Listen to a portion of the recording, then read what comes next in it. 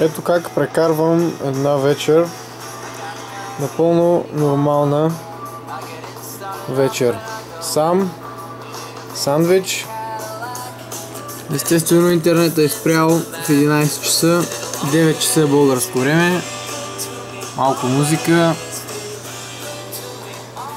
Мармелад от малини. За съжаление не са български. Хляб, бананчета, чипсчета, подарък от шефа. В хладилника малко вино, не знам от кога. Мляко за Несквика. Фъстъчено масло. Взех да го харесвам, калорично е. И мармелад. Това е. Сандвичи.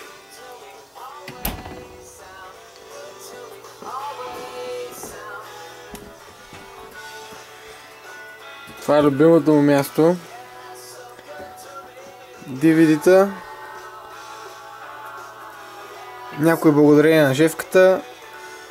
Други просто си бяха тука. Вярвате или не, за 4 месеца има още филми, които даже не съм гледал. Но и това ще стане. Обувки от България. Вече бая употребени. Ще изкарат още един месец. Моето легло. Леглото на колегата от Молдова.